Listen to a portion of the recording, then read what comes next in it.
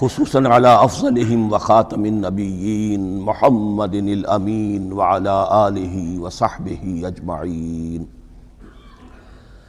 اما بعد فاعوذ باللہ من الشیطان الرجیم. بسم اللہ الرحمن الرحیم. جو انفاق کے لیے کہا جا رہا ہے کیا خرچ کریں، تو انسان جو بھی بھلائی کے لیے خرچ نکالے اس میں سب سے پہلا حق کن کا ہے؟ قل ما انفقتم من خیر، کہہ دیجئے جو بھی تم خرچ کرو خیر میں سے، دولت میں سے، مال اسباب میں سے، فللوالدین، سب سے پہلا جو حق ہے وہ والدین کا ہے، والاقربین اور رشتہ داروں کا ہے، والیتامى اور یتیموں کا ہے، والمساکین اور محتاجوں کا ہے، وابن السبیل اور مسافر کا ہے. وما تفعلوا من خیر فإن اللہ بہ علیم، اور جو بھی خیر تم کماؤ گے، جو کام بھی اچھا کرو گے، جان لو وہ اللہ کے علم میں ہے. یہ ضرورت نہیں ہے کہ دنیا واقف ہو اس سے. تمہیں اگر اجر اللہ سے لینا ہے تو اللہ تو رات کے اندھیرے میں بھی دیکھ رہا ہے، اور تمہارے داہنے ہاتھ نے جو کچھ دیا ہے بائیں کو پتہ نہیں چلا تو اللہ کو تو پھر بھی پتہ چل گیا.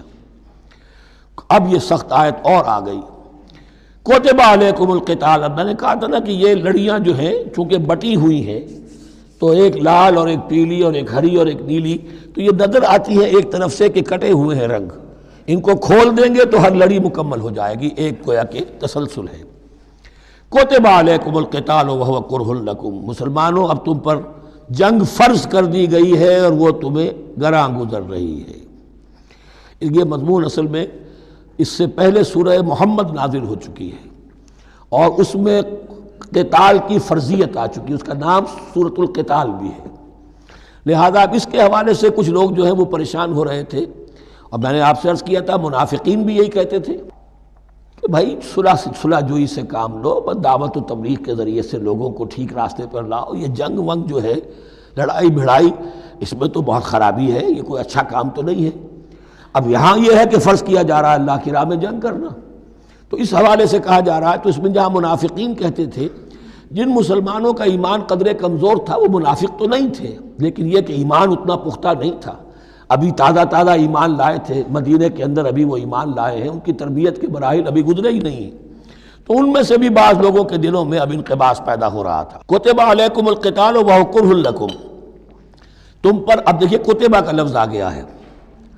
کتب علیکم الصیام، کتب علیکم القصاص فی القتلى، کتب علیکم اذا حضر احدکم الموت ان ترک خیرا الوصیہ، وصیت کا حکم آیا کتبہ، روزے کا حکم آیا کتبہ. اسی طریقے سے فرضیت قتال ہے. کتب علیکم القتال وہو کرہ لکم، وہ تمہیں بری لگ رہی ہے. وعسیٰ ان تکرہوا شیئا، اور ہو سکتا ہے کہ تم کسی شے کو ناپسند کرو، وہو خیر لکم، ذرا حالے کہ اسی میں تمہارے لیے خیر ہو. وعسیٰ ان تحبوا شیئا وہو شر لکم، اور ہو سکتا ہے کہ تم کسی چیز کو پسند کرو ذرا حالے کہ وہ تمہارے لیے شر ہو. واللہ یعلم وانتم لا تعلمون، اللہ جانتا ہے تم نہیں جانتے. تم اپنی عقل پر ایمان نہ رکھو، تم اللہ کی وحی پر ایمان رکھو، تم اللہ کے رسول پر ایمان رکھو. جس وقت کے لیے جو حکم موضوع تھا اس وقت وہ حکم تھا. کفوا ایدیکم، 14 برس تک تمہیں قتال سے منع کیا گیا، اب فرض ہو رہا ہے قتال. اب تمہارے لیے لازم وقت کا جو ہے امر الحال کو پہچانو. اللہ تعالی واللہ یعلم وانتم لا تعلمون.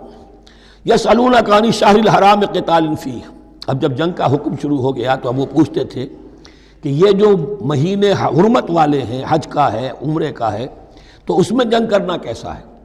اس لیے کہ سیرت میں یہ واقعہ آتا ہے، وقت نہیں ہے تفصیل سے میں بیان کر سکوں، کہ نخلا کی وادی میں ایک مقابلہ ایسا پیش آ گیا تھا کہ وہ رجب کا مہینے کا بھی دن تھا، اور اس میں ہی کوئی قتال ہو گیا، مسلمانوں کے ہاتھوں ہوا یا مسلمانوں کے اوپر ایسی سچویشن ہو گئی کہ انہیں مجبوراً وہ کام کرنا پڑا.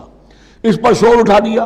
دیکھو ان لوگوں کا کیا حال ہے، بنے پھرتے ہیں اللہ والے، رسول والے، دین والے، آخرت والے، اور ان کا حال یہ ہے کہ یہ حرمت والے مہینے کے انہوں نے بٹا لگا دیا، اس میں جنگ کی ہے. یہ اصل میں ان حضرات کی طرف سے گویا کہ اللہ تعالیٰ اپنے ان مومن بندوں کی طرف سے خود صفائی پیش کر رہے ہیں. یسألونک عن الشہر الحرام قتال فیہ، یہ پوچھتے ہیں آپ سے حرمت والے مہینوں میں قتال کا حکم. قل قتال فیہ کبیر، کہہ دیجئے ہاں حرمت والے مہینے میں جنگ کرنا بہت بڑی بات ہے، یعنی بہت بڑا گناہ ہے. لیکن وصد عن سبیل اللہ وکفر بہ والمسجد الحرام واخراج اہلہ منہ اکبر عند اللہ، یہ بھی تو دیکھو کہ جن لوگوں نے وہ جرم کیے ہیں کہ جنہوں نے اللہ کے راستے سے روک دیا، اللہ کا کفر کیا، مسجد حرام کے راستے روک دیے مسلمانوں کے لیے، اب یہ نہیں جا سکتے، بیت اللہ میں عبادت نہیں کر سکتے، اخراج اہلہ منہ، اس میں سے لوگوں کو نکلنے پر مجبور کر دیا مکے کے مسلمانوں کو، اکبر عند اللہ، گناہ تو وہ بھی ہے لیکن یہ کہیں بڑا گناہ ہے اللہ کے نزدیک۔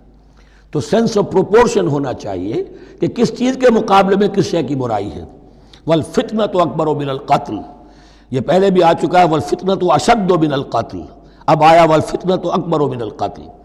فتنہ ہر وہ کیفیت ہے جس میں صاحب ایمان کے لیے ایمان پر قائم رہنا اور اسلام پر عمل کرنا مشکل ہو جائے۔ آج کا پورا معاشرہ فتنہ ہے، اسلام پر عمل کرنا مشکل ہے، بدماشی کے راستے کھلے ہوئے ہیں، حرام خوری کے راستے کھلے ہوئے ہیں، حلال عقل حلال دانتوں پسینہ آئے تو شاید نصیب ہو، شادی کے نکاح کے راستے بند کیے ہوئے ہیں، یہ شرطیں ہیں اور یہ شرطیں ہیں اور یہ شرطیں ہیں اور یہ ہے اور یہ چیزیں لازمی ہیں، اور زنا کے راستے کھلے جائیے۔ جس معاشرے کے اندر جب غلبہ باطل کا ہوگا حق پر چلنا ممکن نہیں رہے گا، وہ جو باطل کا غلبہ ہے وہ سب سے بڑا فتنہ ہے۔ والفتنۃ اکبر من القتل، فتنہ جو ہے بہت بڑی شے ہے قتل کے مقابلے میں۔ ولا یزالون یقاتلونکم حتی یردوکم عن دینکم ان استطاعوا، اور سن لو یہ لوگ تم سے جنگ کرتے رہیں گے یہاں تک کہ لوٹا دیں تمہیں اپنے دین سے، اگر وہ کر سکتے ہوں، وہ تو تلے ہوئے ہیں اس پر کہ تمہیں لوٹا کر لے جائیں گے اپنے دین سے۔ یہاں اشارہ ہو رہا ہے مشرکین مکہ کی طرف، کیونکہ اب یہ تمہید چل رہی ہے سورہ بقرہ کے اندر غزوہ بدر کے لیے، اب اس کے بعد غزوہ بدر ہونے والا ہے، اس کے لیے ذہنی تیاری۔ وَلَا يَزَالُونَ يُقَاتِلُونَكُمْ حَتَّى يَرُدُّوكُمْ عَنْ دِينِكُمْ إِنِ اسْتَطَاعُوا، وہ تو اپنی سے کوشش کرتے رہیں گے کہ تمہیں تمہارے دین سے پھرا کر لوٹا کر واپس لے جائیں اگر ان میں طاقت ہے۔ وَمَنْ يَرْتَدِدْ مِنْكُمْ عَنْ دِينِهِ، اور سن لو جو بھی کوئی تم میں سے پھر گیا، مرتد ہو گیا اپنے دین سے، فَيَمُتْ، اور اسی حالت میں اس کی موت آ گئی، وَهُوَ كَافِرٌ، کہ وہ کافر ہی تھا، فَأُولَٰئِكَ حَبِطَتْ أَعْمَالُهُمْ فِي الدُّنْيَا وَالْآخِرَةِ، تو یہ وہ لوگ ہوں گے کہ جن کے تمام اعمال دنیا اور آخرت میں حبط ہو گئے۔ پہلے کتنے ہی نیکیاں کی ہوئی تھیں، کتنے ہی نمازیں پڑھی ہوئی تھیں، کتنا ہی جو ہے انفاق کیا تھا، صدقات دیے تھے، کچھ بھی کیا، سب کا سب زیرو ہو جائے گا۔ وَأُولَٰئِكَ أَصْحَابُ النَّارِ هُمْ فِيهَا خَالِدُونَ، اور وہ ہوں گے جہنم والے اور رہیں گے اس میں ہمیشہ ہمیش۔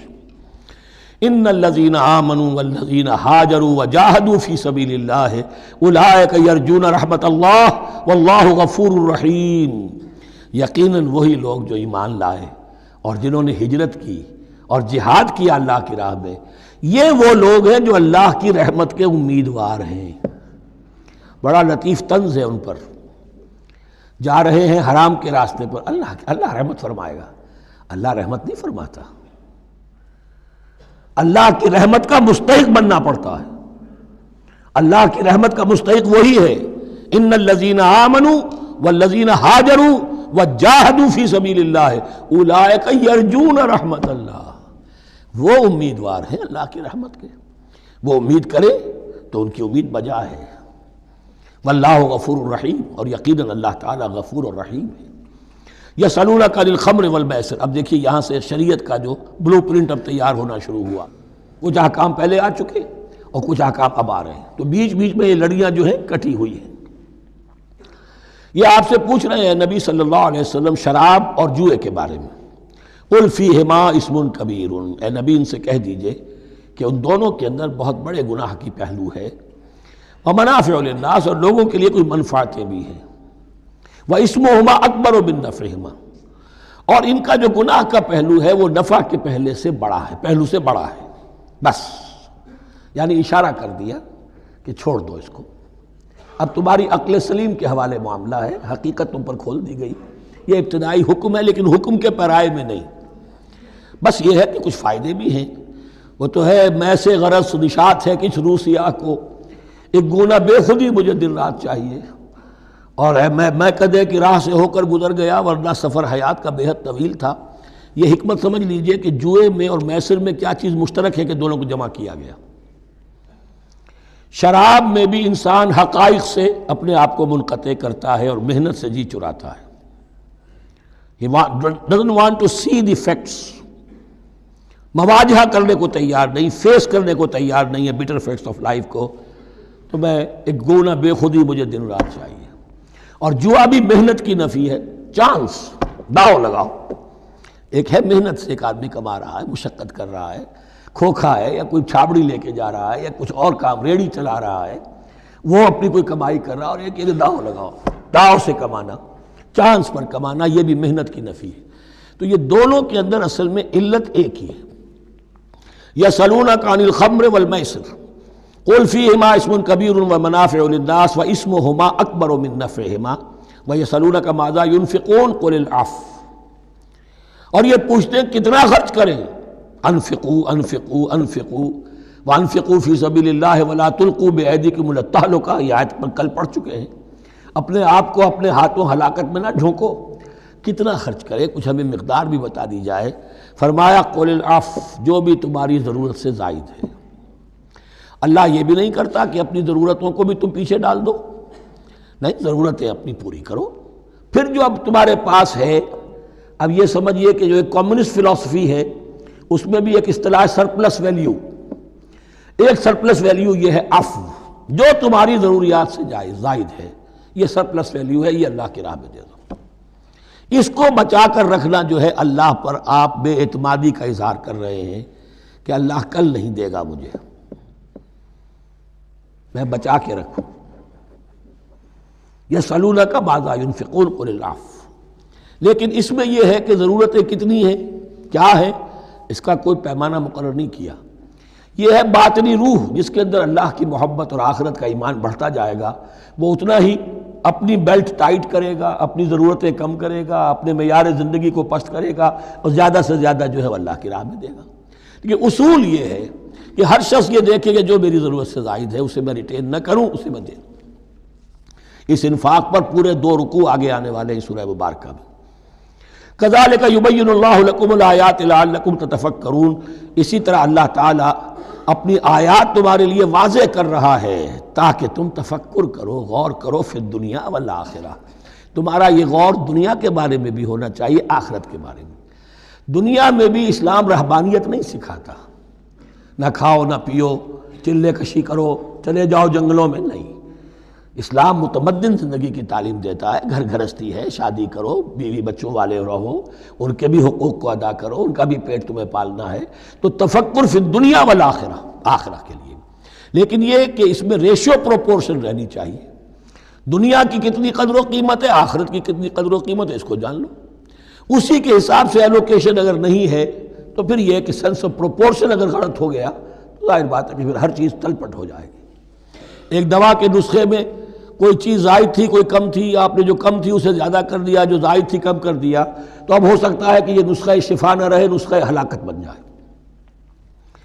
وَيَسْأَلُونَكَ عَنِ الْيَتَامَىٰ. اور یہ آپ سے پوچھ رہے ہیں یتیموں کے بارے میں. قُلْ إِصْلَاحٌ لَهُمْ خَيْرٌ. اے نبی ان سے کہہ دیجئے ان کے لیے ان کی مصلحت کو پیش نظر رکھنا یہ ہے کہ جو بہتر ہے، نیکی ہے، بھلائی ہے. اصل میں سورہ بنی اسرائیل کی آیت جو ہے وہ لوگوں کے سامنے تھی. وَلَا تَقْرَبُوا مَالَ الْيَتِيمِ إِلَّا بِالَّتِي هِيَ أَحْسَنُ. مال یتیم کے قریب تک نہ بھٹکو، یعنی گڑبڑ کر لو گے اپنے اموال میں. اس میں سے یہ ہے کہ ہو سکتا ہے کہ تمہارا ان کا کوئی مال تمہارے پیٹ میں چلا جائے. ہانڈی مشترک ہے، اب اس میں ظاہر بات ہے یتیم نے بھی کھانا ہے، تم نے بھی کھانا ہے. اچھی اچھی بوٹیاں تم نے کھا لی ہیں اور یتیم کے لیے جو ہے خرچہ تو پورا ڈال دیا، لیکن یہ کہ اس کے لیے بیچارے کے لیے چھچڑے چھوڑ دیے. تو یہ چیز روکنے کے لیے کہا گیا تھا مکی صورتوں میں وَلَا تَقْرَبُوا مَالَ الْيَتِيمِ إِلَّا بِالَّتِي أَحْسَنُ. اب صحابہ کے لیے تو یہ چیزیں ایسی تھیں کہ اشارہ ذرا سا ہو گیا اور انہوں نے اس پر عمل کیا، انہوں نے ہڈیاں علیحدہ کر دیں تاکہ ان کا خرچہ بالکل علیحدہ رہے. اب اس میں تکلیف ہو رہی تھی، ایک گھر کے اندر ہی ایک یتیم ہے، اس کا خرچہ اس کے مال میں سے نکالا جا رہا ہے. فرمایا کہ یہ مقصد نہیں تھا، مقصد یہ تھا کہ تم ان کے مال ہڑپ نہ کر جاؤ. قُلْ إِصْلَاحٌ لَهُمْ خَيْرٌ. قُلْ إِصْلَاحٌ لَهُمْ خَيْرٌ. ان کے لیے اصلاح کرنا بھلائی کا ہے. وَإِن تُخَالِطُوهُمْ فَإِخْوَانُكُمْ. اگر تم اپنے ساتھ ان کو ملائے رکھو تو وہ تمہارے بھائی ہیں. وَاللَّهُ يَعْلَمُ الْمُفْسِدَ مِنَ الْمُصْلِحِ. اللہ جانتا ہے مفسد کو بھی مصلح کو بھی. وہ جانتا ہے کہ یہ آدمی گڑبڑ کر رہا ہے، یہ ہڈیاں علیحدہ کر کے بھی گڑبڑ کر سکتا ہے، اور یہ وہ شخص ہے کہ جو ہڈیاں مشترک کر کے بھی حق پر رہ سکتا ہے. وَلَوْ شَاءَ اللَّهُ لَعَنَتَكُمْ، اگر اللہ چاہتا تو تمہیں سختی میں ڈالے ہی رکھتا، تم پر مشقت جو ہے یہ کیے رکھتا۔ ان اللہ عزیز الحکیم، یقیناً اللہ زبردست ہے، حکمت والا ہے۔ ایک طرف وہ سختی بھی کرتا ہے، زبردست ہے، لیکن وہ اس کے ہر حکم کے اندر حکمت بھی ہے، اور جہاں حکمت نرمی کی متقاضی ہوتی ہے وہاں وہ رعایت بھی دیتا ہے۔ بارک اللہ لی ولکم فی القرآن العظیم ونفعنی وإیاکم بالآیات والذکر الحکیم۔